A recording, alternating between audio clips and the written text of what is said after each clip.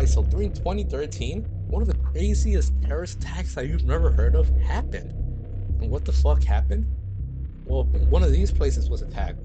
And this is a power substation. It regulates all the electricity that you get to your house. Because without this, the electricity would flow and it would just fry everything inside your house fast. Right? So this controls the voltages, whatever. Okay, without these places, you wouldn't have electricity in your house. So they're very fucking important, okay? And during 2013, one of these places was attacked. And you're like, okay, well, what's so important about it? Well, nobody was caught. Nobody knows where the men came from. Nobody knows where the men went. Nobody knows who the men are. It just happened. Shit like this just doesn't happen. Especially when $30 million worth of damage is caused to a federal building. Imagine causing $30 million worth of damage to a federal building and not being caught or having names or anything like that. But the story gets even crazier from there, because the level of planning that needed to be done was professional level. It's like a fucking Batman family or Navy SEALs or somebody planning this. This is crazy, okay? So, about half a mile away from this power substation, there's a AT&T fiber optic place, right, where they control like the internet for this place. And somehow this group of men found this place. It's an underground vault. This vault is underground. These men found it. Okay?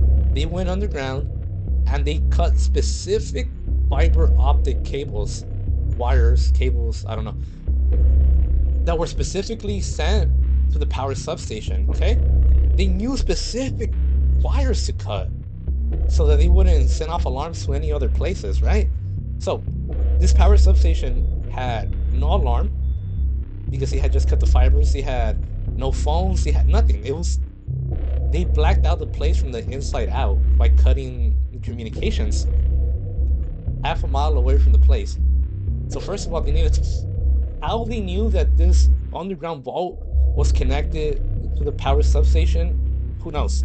That sounds like insider knowledge, right? Okay, the second thing that was weird about this is I guess there was some people outside at that night. It was like 1 a.m. Right when it happened, the attack happened at like 1 a.m. And I guess there was people outside for whatever reason, and they said they saw flashlights, like flashlights for no reason at all, and laser pointers. Like, this was very well coordinated. These people didn't use cell phones.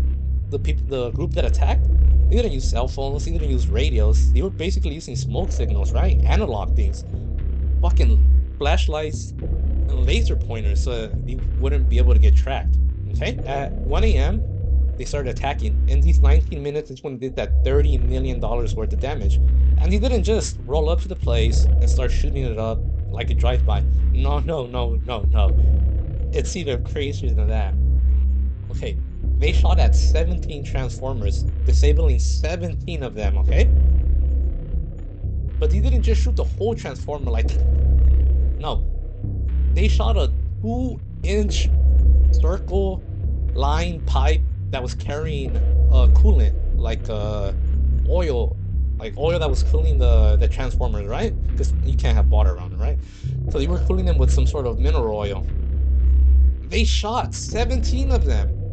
17 2-inch circles, or wherever the oil was being, at 1 a.m. Okay? So they could see this 2-inch circle at 1 a.m. and they shot 17 of them, okay? And they needed to shoot them perfectly, because if they shot the transformer, guess what? You're shooting electricity with a high-powered fucking gun. It's gonna explode. Like, the whole story is just crazy. The timing they had, the planning, the execution. It's like out of a fucking movie, dude. How can you cause $30 million worth of damage, have one person die, because somebody died from this, right? They cut the power to about 47,000 people, and I don't know, like, one person died only. I mean, yeah, one person died, but out of those 47,000 people that got the electricity cut, one woman lost her respirator and she couldn't breathe. And so there was $30 million worth of damage caused on a federal building. A person died, and it took him about 30 days, 27 days to get the power back on. And nobody has been found. It's been over a decade.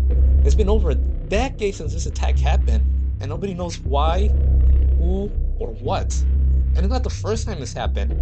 This has happened again and again and again. And it almost follows the exact same pattern of a group of really well coordinated armed men attacking these power substations how to work a gun so incredibly well that you can shoot 17 of them without causing an explosion and shooting a 2-inch diameter circle. Like that's insane, dude. Like I can't get over how crazy these attacks are. And I'm telling you, these happen over and over and over again. And these are not the only attacks that happen. I mean, there was a guy on the Joe Rogan podcast, and he was talking about, I think he was a senator, and I think he got contacted by someone in government. He told him, Senator, there's a possibility that there's a nuke in Washington D.C. So he got his family and he evacuated them at night. And I guess here's a clip of him talking about it. Was crazy. So I was one of the handful of people who was told there's a nuclear weapon in New York. It's going to go off in the next few days, we think, and there's another unlocated. We think it's heading to D.C., which is where I was living with my family. So I'm walking around for days, running to people in the street, my neighbors, how you doing? Get the hell out of here. And you can't tell anybody anything. I had my family quietly, relocate, but turned out the source, thankfully, was wrong. But it was one of those kind of situations where you're aware of something or the possibility of something that is going to just freak people the hell out if they found out about it.